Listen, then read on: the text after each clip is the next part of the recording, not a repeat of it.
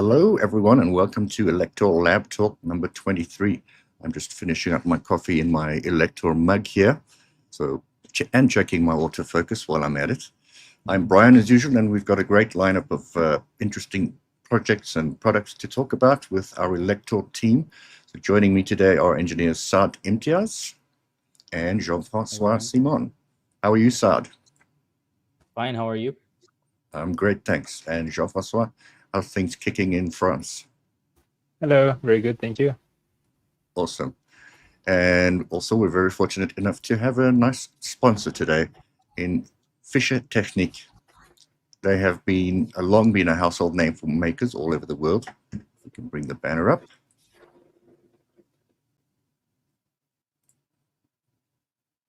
There we go. Thank you. They've been a long household name for makers all over the world now. They have 3 new maker construction kits, which provide the basis for innovative projects in the maker scene. Each set contains a basic chassis for mobile robots, which is ideal for creative constructions in makerspaces and fab labs. So to find out more, visit the URL, if you're German, www.fischertechnik.de/maker. If you're English, pretty much the same address, just put fischertechnik.de/en/maker, and that should be a lot of fun. Speaking of fun, let me speak about our giveaway today. We are giving away 5 copies of this book, Raspberry Pi Essentials. It's an ebook packed with over 60 projects that use Python. This guide covers everything from setting up your Pi 5 to building projects with sensors, cameras, and even cloud-connected IoT devices. So it's designed for anyone from beginners to more advanced users looking to make the most of the latest Raspberry Pi. So to enter, stick around, visit this page, electormagazine.com/elektor-labtalk-giveaway. Later on, we'll give you the code word, and we'll come back to it. And then if you stick around, you'll get the code word.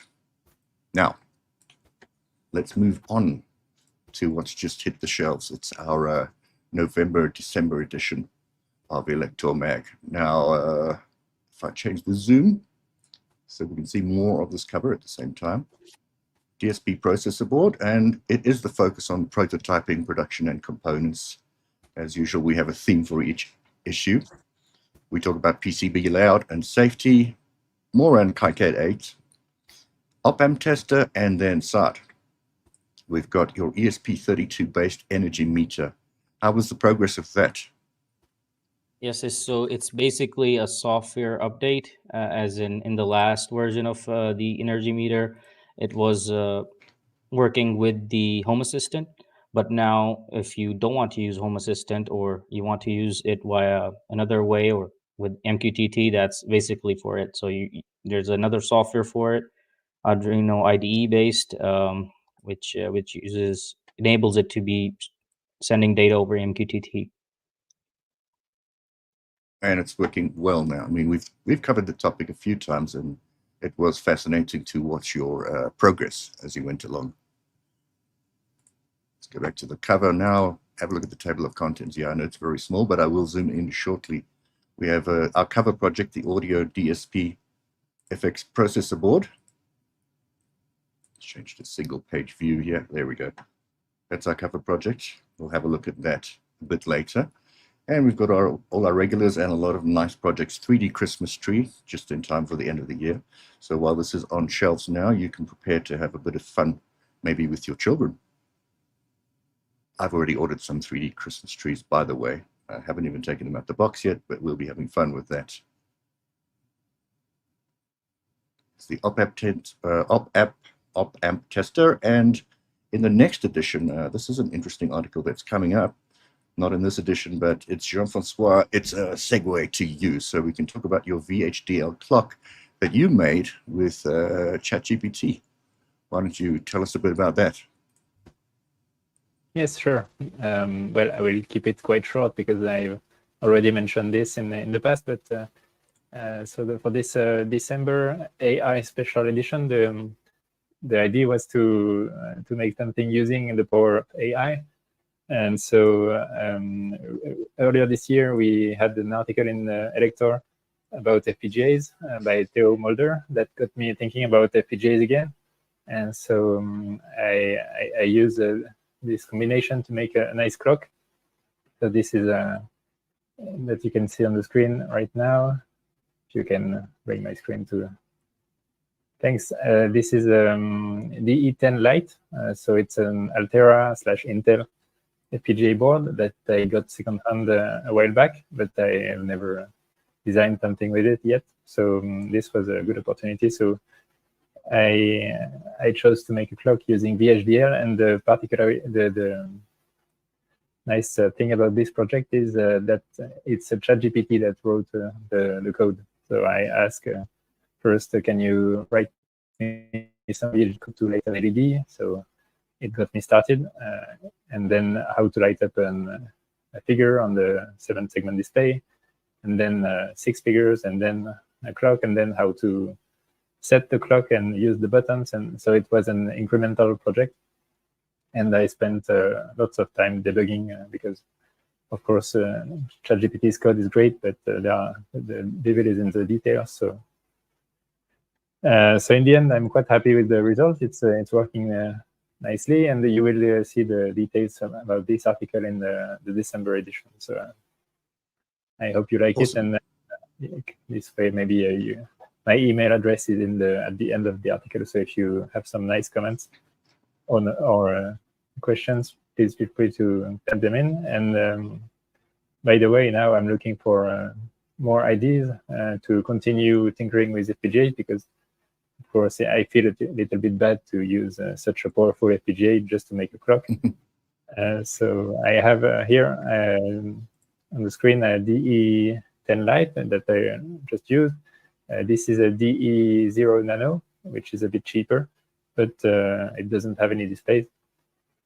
So, of course, FPGAs are really good to do very fast things, interface with fast interfaces, HDMI or such, but I'm not experienced enough in these kind of stuff. Yeah. I was thinking maybe I could do another clock, yet another clock on a cheaper FPGA. There are some by Lattice, for example, but then that would be maybe a little bit redundant. So, well, if I can ask you about your ChatGPT experience, a lot of people say, "Oh, it's so crap because it makes bad code that doesn't work." But I found it to be very educational. You need to just find a problem here and there and get it working. And for someone like me, who's very good at old school languages like C, and therefore Arduinos, I'm pretty good at that. But I'm a newbie to Python, so when I need to get something done, ChatGPT is a real time saver and makes things happen that otherwise probably wouldn't have happened. Do you feel that about your VHDL learning? Yeah, I agree. I feel the same about ChatGPT and Python and VHDL. It's really great to help me understand some algorithms and how to do some things. And the code is mostly all right, but what was difficult in my case is using Quartus. So it's a really big piece of software by Intel that goes with these FPGAs. And it's really quite a complex interface. There are lots of menus and submenus and options and compilation problems. And so you can get working code straight from ChatGPT, but then making it work on the board itself is quite a journey in itself. But then it was great again, because I could also use ChatGPT to help me use Quartus. It was able to read the documentation online and explain it to me in small chunks that were easy to grasp. So That's awesome. Originally it was a very long conversation with ChatGPT. I know sometimes my window gets so long I have to start a new one, which is a pity, but it happens. Just having a look at our comments here, I want to welcome Frank de Hert again from Velen in Belgium. Frank is always with us. Thanks for being a loyal viewer. Frank, I hope you've won something in our competitions, in our giveaways. Going back to our table of contents here, there's a bunch of interesting stuff, as you can see. I'll leave it on the screen for a few seconds, so if anything jumps out at you, you can ask about it. And also speaking about asking about it, Jean-Francois wants more ideas for his VHDL and FPGA use. So if you have any ideas, also drop them in the comments. Now, in this table of contents, we have this audio DSP FX board. This is from our own Clemens Filens, and it's quite a fascinating project to me. So it's an audio DSP FX processor board. It's quite a powerful setup here, combining an ESP32, as you see on top, and an ADA U1701 DSP for real-time audio processing. So the board is perfect for audio enthusiasts. And I'm a bit of an enthusiast, but I've been wanting to go into more electronics for audio. So you're an audio enthusiast, you want to create custom sound effects and music synthesis, and the programming is made easy in Sigma Studio. So I think that's quite interesting. Just gloss over it a bit so our viewers can have a look at it without giving away all of the details. I thought that was pretty cool. Now, what have I been up to? I was just in the UK last week visiting the Raspberry Pi partner event to find out all about their latest products and innovations, and finding out that my autofocus doesn't work again, and now it works. And yeah, so that was my credentials. And as you see, Elektor was proudly one of the partners exhibiting at the event. I think the trick to this autofocus might be to hide my face. And the funny thing is, while I was at the event, which had a keynote by Evan Upton and a lot of different partners showing off all different kinds of products, as did we. But what was funny is, while I was there in the UK, I was getting deliveries back here in South Africa from Raspberry Pi, which I wasn't able to accept because I was there with Raspberry Pi. So now I've got my work cut out for me with a whole bunch of review items. Here's the Raspberry Pi Touch Display 2. You can see the back of it there. Nice mounting spot. And of course, it does have the cable to connect on the Raspberry Pi. And exclusive unboxing, which I haven't even done yet. You get to follow me along in here. This is the Raspberry Pi USB 3 hub. It's just a hub, you might say. Not that exciting. It's small and convenient, and it's branded. And let's have a look at it. So that's the hub. And blue connector because it's USB 3. And it's nice and convenient. And if you like being in a branded ecosystem, which I kind of do, I like it when things match. I don't know why, but if you've got the Raspberry Pi mouse and keyboard, one thing I would ask Raspberry Pi is, please, can we have a wireless mouse and keyboard? As nice as these colors are, the wires just don't look too good hanging around. What else have they sent me? Saad, you've been working on the AI hat. Well, now they've sent me the AI hat Plus. I've worked with the previous one, which is, here you go. The previous one had the Halo module separately, and this one has it all integrated on board. So,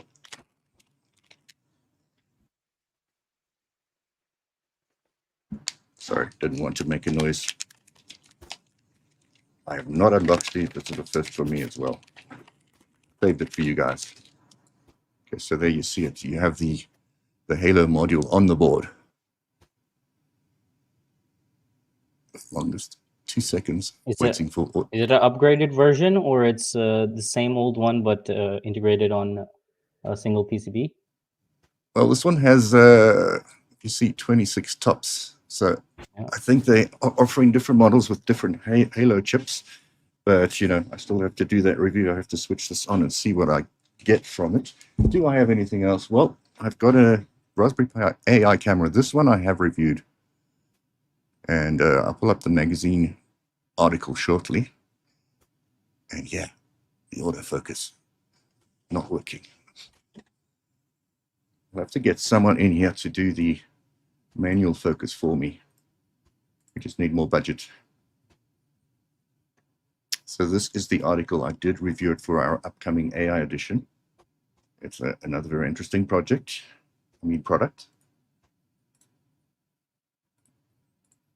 the screen.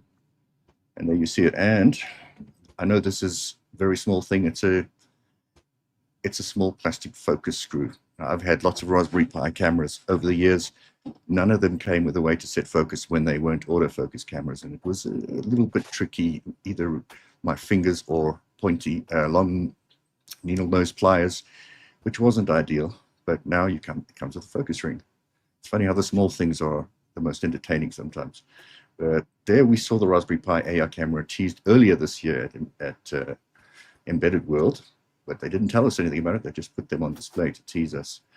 And yeah, I had, a bit of a difficult time getting it up and running. I couldn't detect the camera, but eventually we got there. I've got some commands, how to get started here, some industry use cases, where it failed and where it succeeded. As you see is a person, but the ball wasn't being detected. So I said, pick up the ball, and the person turned into a dog. So that was entertaining. And then we've got some performance under daylight, and then as it gets darker, things get a bit slower with the frame rate, and you have to adjust exposure. And we talked about how just when I thought I had designed a template here to fit all camera modules, to test them all, along comes a new one that doesn't fit that hole either. So we'll get back to that. I want to test them all side by side. So now tell me, over to you, Saad. You've got the other accelerator, with the one with the separate Halo module. How are things going on that? Yeah, so actually I made a AI security system. Of course, having too many computer vision projects is a little bit boring, but I tried to make it a little bit different, as in getting the stream from my CCTV cameras and actually monitoring or using the Halo kit, as you can see here, to do all the AI processing, as the processor itself on the Raspberry Pi just takes in 2 frames per second, but this you can even go 60 and more if it's possible. Could you show that to me again? Yeah, here you go. So they're showing one version of it. This one, you have this Halo kit on top of it. Why I have the active cooler on top of it? Because this gets really hot. So this is my thermal solution for it. And for the Raspberry Pi processor itself, it's already integrated cooler with this case. It's the Argon 5. And if this doesn't work, the one I mostly used was this thermal solution. Is that with this, I would say, case, you have this nice aluminum enclosure, and I just placed a thermal pad on top of it, and then it just sits on top of the Halo module and keeps temps low. I didn't find any command in order to test how good it is, but in my testing, if the top lid is getting hot, it means, yes, it's doing something. The heat transfer is happening. So more on the project. So it basically is running the YOLO V8 model, and you can train it for pretty much everything. For starting, I just used it for detecting persons. And once the person is detected on the video stream, it just sends out a message with an image on my Telegram bot. But this this has huge potential, as everything is happening on site, nothing on the cloud. So you can even integrate 8 of these camera streams and detect it for various purposes. So let's say person detection or intruder, or maybe detecting animals around your house if you live in the countryside. Maybe get some bear images while you're sitting having some coffee. So yeah, it was a good project, but the thing was that, as I'm not really an expert in computer vision or Python, the main problem was getting the CCTV footage onto the on the Raspberry Pi, or I would say the GS stream of the Halo module. And after, I would say, 2 weeks of different type of efforts, all of a sudden I had a bright idea that just make that our our what do you call that? The IP camera stream directly onto a virtual camera on the Raspberry Pi, and then use that as an input for the pipeline for detection, and it worked like a charm. So that was a big learning curve for me. But other than that, using the AI kit really helped me get proper detections and fast detections. For example, if I was just running my code on the Raspberry Pi, a person passed in front of the camera. 2 minutes later, I get a message. And if I check the stream, it's always 2 minutes behind. But when I started using this, the Halo kit, it was on spot. So person detected message on my phone straight away. So that's why I added some grace period. So let's say if a person is coming into the frame again after in the 10 seconds, I don't get another message because I don't want to be bombed by my Raspberry Pi with Telegram notifications. So, but this can be, of course, integrated or changed in the code. Yeah, so you're working on the edge, and that's one way of doing it. And of course, with the AI camera, you've got the logic on the board to help with the main CPU. Do you think the Halo is ideal for that, or is it maybe overkill, too much processing power? You mentioned it gets quite hot. It does get quite hot, but the thing is that I would say that for computer vision, this is the hardware, because when you just run it on a Raspberry Pi directly, just one camera, the CPU usage goes up to 98%. Temperature goes up to 70 degrees on the chip of Raspberry Pi, and I don't believe it takes too much RAM.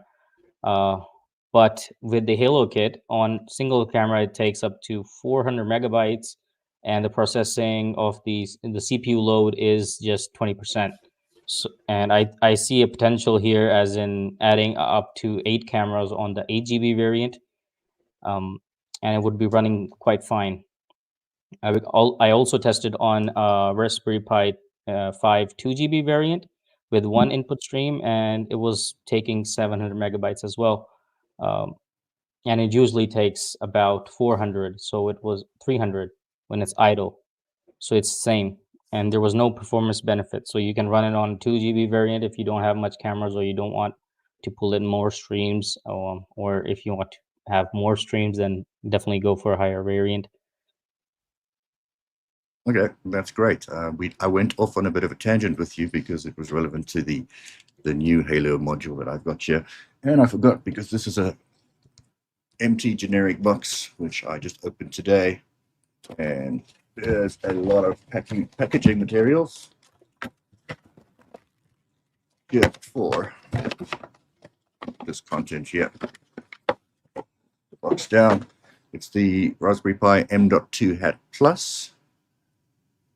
Also for Raspberry Pi M key, and we have the Raspberry Pi SSD kit to go with that. So I've already used the M.2 hat in the past. I've reviewed it. I've used SSD for booting, but this is the official Raspberry Pi product. So there's a lot for me to write about and make videos about. So my work is cut out for me. If I just browse their website again, you can see the different products. There's the AI Hat Plus, and you can see available with 13 or 26 TOPS performance. So to answer your question from earlier, and yes, the new USB 3 hub, the touch display too. This one looks like fun. You don't have to go and find a mouse. You just touch the screen. There's more on the hat, and so on and so forth. So as I said, I've got my work for product reviews cut out. Let's go back to Jean-Francois, because you have got some products to review coming up. Tell us about that. Yes, nice. That's nice, Brian. That's a lot of Raspberry Pi products. I know. I don't want it to become a Raspberry Pi show, but I guess I'm a Pi guy here. Yeah, and it seems like every time Raspberry Pi releases a new product, you are interested in buying it. So, what will be the next one?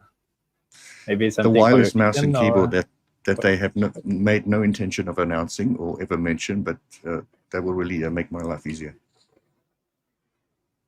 And yeah, Right. I mean, obviously, I'm using a wireless keyboard on my main PC, but you want a small, compact Raspberry Pi installation somewhere.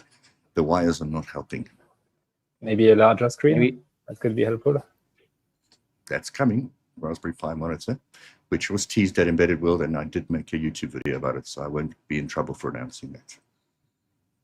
Yeah, on my side, I will keep it really short, but I've been discussing with the colleagues and our editor-in-chief what could be the next projects for the March edition and so on. But for now, I have some product review to do, and mainly this that you can see on the screen, a soldering station from NERSI, the DWS 200.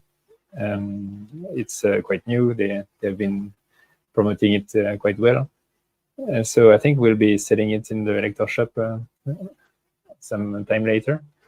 It's look promising. If you're into soldering, you can recognize the green color and the handle shape of some other major soldering supplier that I will not mention. But it's they advertise it as 200 watts, which is a lot. And so I'm going to test that and see how it compares with other soldering stations, like the Elektor soldering station that I reviewed recently, or some USB-C soldering irons. So that's interesting. And I'm a bit of a nerd for tools, so always interested in comparing and testing new tools. And speaking of tools, also you can see on the screen some PCB holder made by Stickvise that will be also reviewing. And this particular unit is quite, it's not really brand new, but it's quite recent. And it holds a PCB quite flat on your desk. So that way you can, you don't get the bulkiness of some existing blue and black plastic PCB holders that you can buy and that can rotate. This one doesn't rotate, but it could be more stable. So I will be testing this soon. It also, you can also purchase some special Teflon PTFE jaws that you can put here that are that can tolerate the contact with the soldering iron. So that can be useful as well. That's great. So and also I can discuss this further later, but I've been reviewing some quite some soldering station and soldering tools recently. So I'm always looking for new ideas to improve my testing, but maybe we can discuss this later instead. Yeah, sure. We'll come back to you. I just want to change tack a bit. Yeah, going back to Frank de Hart, who says he has won 2 giveaways so far. So well done, Frank. He was hoping to get lucky with the Tektronic book, but alas, unfortunately not. Sorry for you, Frank. That was a pretty impressive book right there. So if I can bring up my shared screen. There we go. There's the page. If I could ask the team to bring the URL up on the screen. It's the Raspberry Pi 5 Essentials ebooks. We're giving away 5 copies of that. And the code word for today will be keep making. There you have it. If you've watched along this far, now you know the giveaway and the code word. So we'll remove that now and go back to you, Jean-Francois. Tell us more about what you were saying. Yes, so when I'm testing some soldering equipment, usually I like to try it, of course, to check if it's comfortable to use and it's if the handle is the grip is good, etc. But also the soldering, the speed at which it heats is important, because I like to, when I pick my soldering iron from the stand, I like it to heat quickly, and that's often a strong selling point of some products. They are advertising the heating speed. So I came up with a solution to measure that speed. It's a thermocouple and a thermocouple amplifier. This is a Max 6675. In fact, I think it's a clone, but it works just as well. And this is an Arduino Pro Mini. All of this is connected on a breadboard, and then I got the Arduino Pro Mini to pull the values from the Max 66 and to send them to the PC through serial port, and then I can import them to Excel and get this kind of curves. So the temperature on the y-axis and the time in seconds on the x-axis, and I can do comparisons. This is a MHP50. This is a hot plate that you can do for SMD reflow, and in the orange, it's some points extracted from the recommended profile for a soldering paste. So I was looking into that. But all of this speed testing is not quite enough, because it's if the mass of the tip is really small, you can get it to heat really quickly, maybe in 2 seconds, but still it will be a pain to solder with, because it won't have enough thermal mass. So I'm looking for other solutions to better test these soldering stations. I know that some other people on the internet came up with ideas. For example, there is Steve from SDG Electronics on YouTube. This is one extracted from one of his videos. He's also always comparing the soldering irons to his own Metcal one, which is a great one. And he's putting solder to some coins, 2 pence coins, which are laid down on a really copper-heavy PCB. I think it's 4 or 6 layers full of copper. So lots of thermal losses here. So it's a very hard test for any soldering iron. And you can look at the solder melting and which one is quicker, and on which coin the solder flows the best, etc. So that's interesting, but it's not really a real-world scenario, because when you're doing electronics, you're never soldering coins. So I would be looking for ideas about how to test it better. So if you have any ideas, please let me know. Great. When I first saw that, I thought it was some kind of ultrasonic coin cleaner, but you're correct. You're not typically soldering onto coins. And yes, of course. So you can. I've looked while doing research for my reviews. I also look at many existing reviews, and I see so many people just soldering random components, which are really not challenging at all for the equipment. So that's not really telling the true story. So I would need to have maybe hundreds of PCBs to solder, but then it would take a really long time. So yeah, I would like to find kind of a standard method like Steve's one, but more closer to electronics practice. Absolutely. Over to a comment here from one of my countrymen, Otsila Earl, says hello from South Africa. Well, hi. Nice to have someone close by on this global show of ours. Saad, if you don't mind, I'm going to come back to your article on the Alert Alfred security system, just to remind our audience of what we spoke about there. Impressive setup that you were able to show us on the hardware itself, but your article, how long did it take you to put all this together? Because I see a lot of work went into this. Definitely for the software side, it took almost a month to get it working. To struggle to get it work was 3 weeks, and to making it work and actually getting work was 1 week. Actually, it was a learning curve, but it was actually, the thing is that there's not too much resources out there for using the Halo kit, though there are examples by Halo and Raspberry Pi, but for this use case scenario, there wasn't any close to it. So I had to use their code and use my code and integrate it together. The main learning curve was, which I briefly mentioned before, is getting the RTSP stream with the Halo detection pipeline. And that was the main deal. After, when I nailed that down, then it was really easy to do the rest of the stuff. Cool.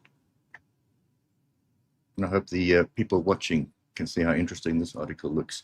And now we have an expert to turn to in this, and I've got an expert to turn to in the VHDL FPGA design, Jean-Francois. I'm sorry, where?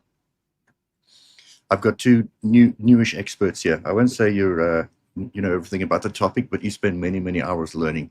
You on FPGA and VHDL, and Saad on this AI detection, and made a nice little security system project here. So I'm enjoying that.